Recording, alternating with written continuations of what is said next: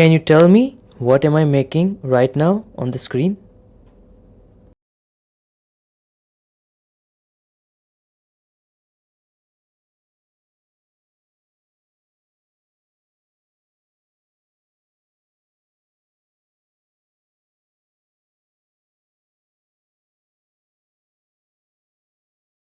A person is drawing a pair of orange headphones step by step on a digital device.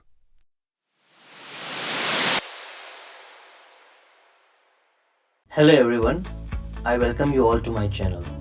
It's been great to see you all again in a video where we'll be demonstrating the capabilities of GPT-4 Vision by creating a demo of Gemini, which is one of the fundamental models recently released by Google.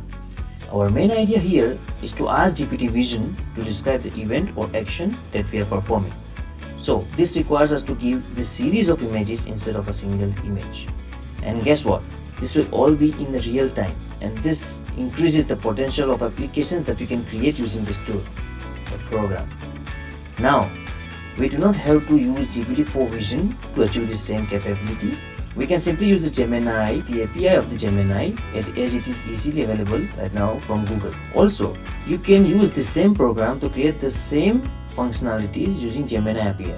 There will be no difference. You just change the API code to Gemini.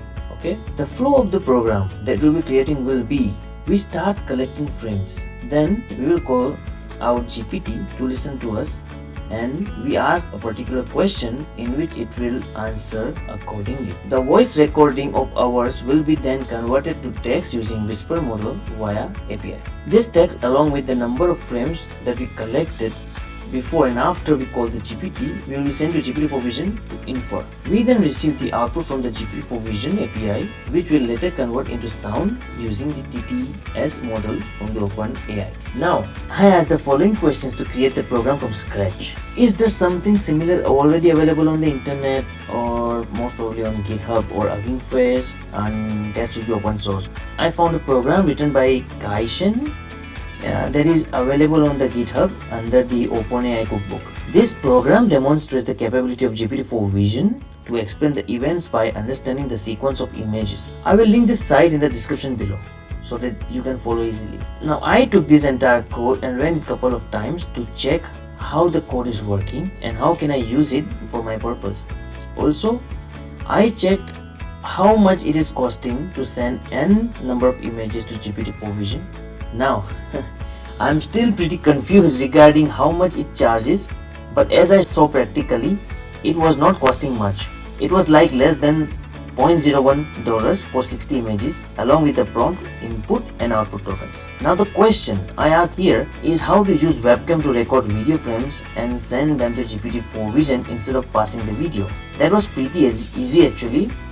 We simply have to pass 0 instead of giving any video name, along with the few minor changes such as destroying the window frames once we are done with it and the error handling snippet. Later, I asked how to use voice to ask GPT questions. Now, the core idea here is to simply record voice and then convert it to text using some transcribing library. But as we are completely using OpenAI models, I choose Whisper to do so. Now, the Whisper model is also available to download from Hugging Face, and thus you do not have to spend any bucks on transcribing.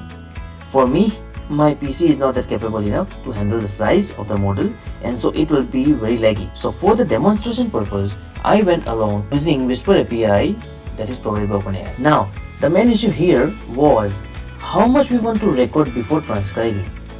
Also, do we want to press any key for recording, or it should happen automatically? For the sake of creating something valuable, I wanted to detect silence, and thus I want it to happen automatically based on detected silence. I again searched on the internet for potential solutions, and I found this one solution on Stack Overflow. That was pretty interesting. Upon testing it, it worked, okay, but it was not working as expected for our purpose. I have to readjust the threshold to initiate the listening. Now, the listening part was working fine, but not the silence detection part. Here I made changes again by setting the silence threshold and duration for which the consecutively silence is detected. Once I am thorough, I integrated the program with the main script. Everything was working as expected, with just one exception. When we recorded our voice, the video freezes, and thus we want to make it happen either completely asynchronously or partially asynchronously using threads. Now I created a thread for processing the listening, transcribing, as opposed to creating thread for video capture using separate thread. The reason here that we cannot start the video capture in other than main thread, and for that reason we did this the following way. I hope everything is clear until now. Okay, now let us go to each line of code to make you understand in depth how each line of code is helping us to create the final program. First, we import the libraries that we will be using. Then we define the variables. Then we define the audio variables that here we have defined the threshold, right? The getString function, here as you can see here, takes a parameter called chunk that is integer. Within the function, it checks if the stream is stopped, and if it is, it starts the stream. Then it returns the result and reading the specified chunk from the stream. Now, this RMS function calculates the root mean square value of an audio signal represented as sequence of frames.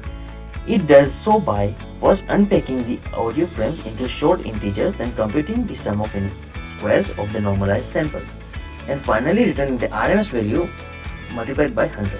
Now we use 100 as the values are very small, and so we need to increase them or scale them by the factor of 100. Now the write speech function takes write data as input.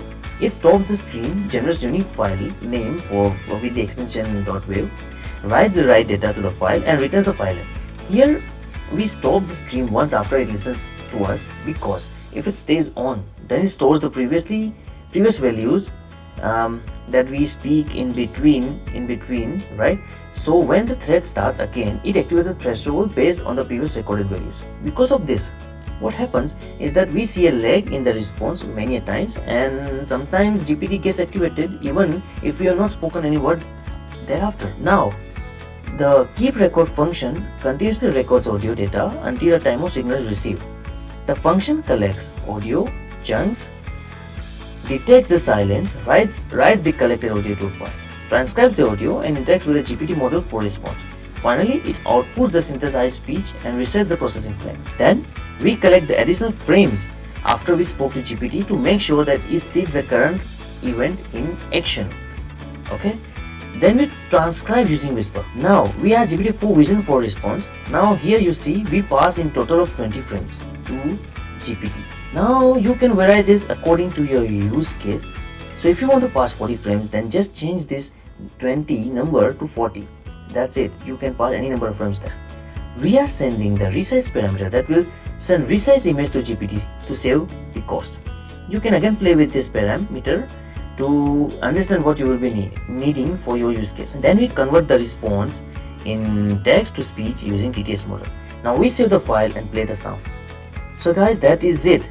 You all have learned an amazing project that you should surely replicate and create some amazing outcomes. Please subscribe to my channel to support me and my content. I will see you again with such amazing content and in-depth tutorials. Have an amazing day. Bye bye.